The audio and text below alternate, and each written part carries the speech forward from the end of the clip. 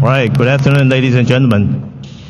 Thank you for taking the time to attend our second alumni career panel and your poster presentation.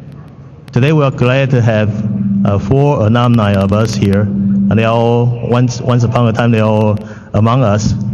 So let's start with the right, Dr. Adol Escobar, graduate in year 2000, and who's working for St. Luke's as a VP of, later on you introduce your, talk about your background and your experience. And we have Dr. Julie Brixey, graduate in year 2006, okay, and she's on our faculty here, coordinating our HID program. And she's going to help us understand more about academic career in informatics. And we have Dr. John Frenzel, graduate in year 2002. Now is working for MD Anderson. And we have Dr. Patrick McGinnis. He's a representative of the city of Friendswood, and also serve as a medical director for Memorial Hermann Hospital.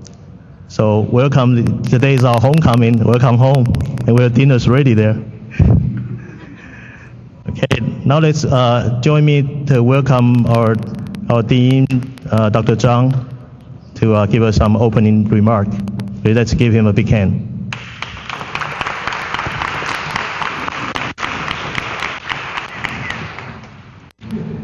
I will talk louder. Good evening, everybody. My name is Jiajie Zhang, the interim dean for the School of Biomedical Informatics. I just want to spend a minute or two to welcome all of you to join us today.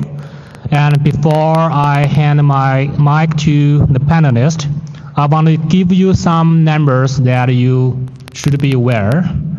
Number one, since the beginning of our school in 1998, we have had 23 PhD graduates. 12 of them, more than half, got faculty positions across the country, including 3 at Duke University. Okay, and we have had 166 graduates from the master's program. Some of them also got faculty positions, and many others got leading positions at major institutions.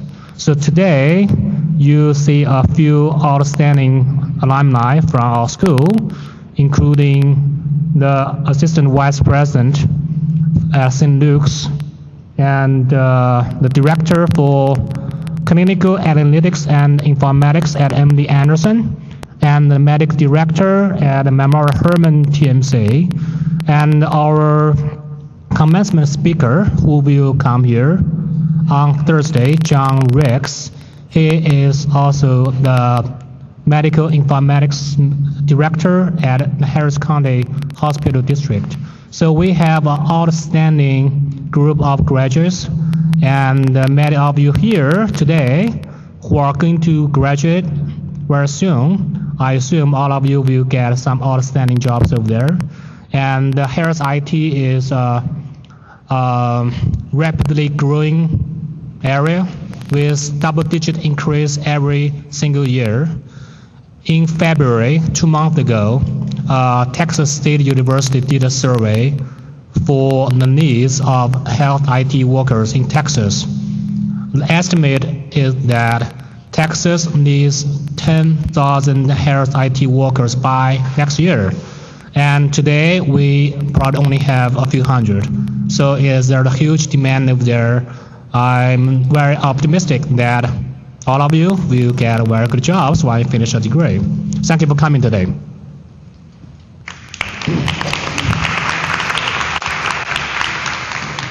All right, thank you, Dr. Zhang. And I'm here attending not as the role of Dr. Zhang's assistant. I'm also a fellow alum from our school. I graduated in year 2000, been in a couple of universities serving as a faculty position, most recently with the University of Maryland. Glad to be back to our UTS SBMI and join a wonderful, dynamic faculty and member here. Okay, so our panelists will help us understand more about their educational background from our school and about their career paths, the road they travel, and the opportunity and challenges out there, and also some opportunities for our current students and alumni looking for informatics work. Okay, so without further ado, please join me in welcoming our first panelist, is Dr. Patrick McGinnis. Let's welcome his talk. Please give him a round of applause.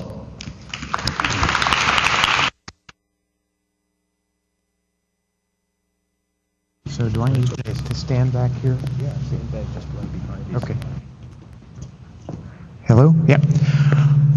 Well, good afternoon, and thanks for inviting me. This is the second career panels that the school has had, and the last time we had a great experience.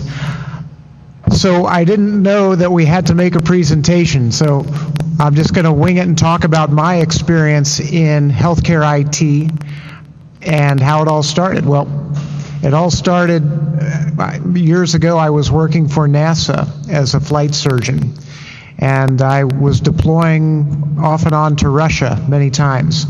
And I came back from one such trip, and my boss said, "Congratulations, because you're our physician lead for this new project."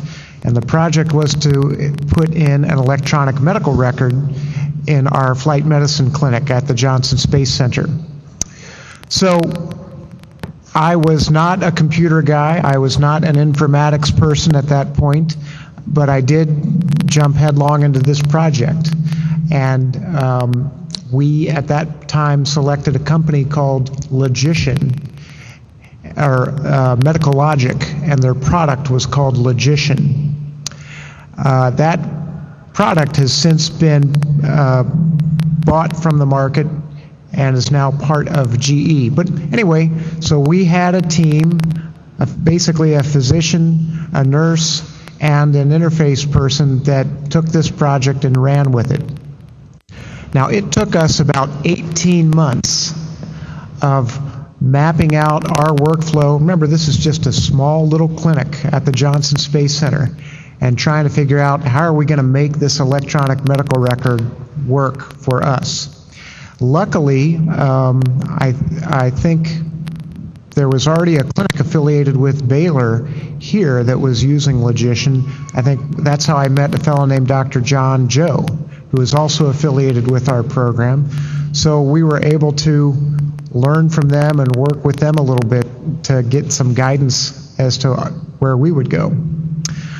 Well, during that time, I got wind that the UT was starting up, or had already started, an informatics program.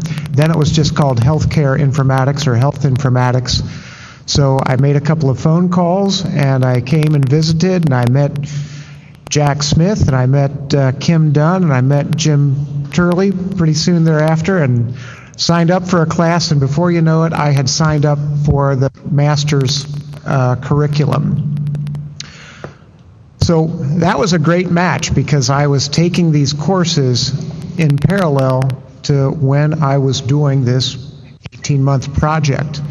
Now, we finished the project well before I finished the curriculum. I think we finished the project in 2000, and I continued with classes, and I don't know if it was 2001 or 2002 that I finally graduated. But all of us are kind of that vintage, so it's nice to come home.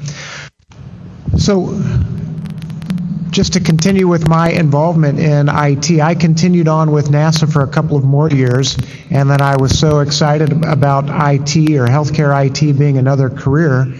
When I left NASA, I went out into industry, and I joined a company called Cerner, which is one of the major vendors for electronic medical records. And Cerner is based in Kansas City. I did not have to move to Kansas City because I became what is known as a road warrior.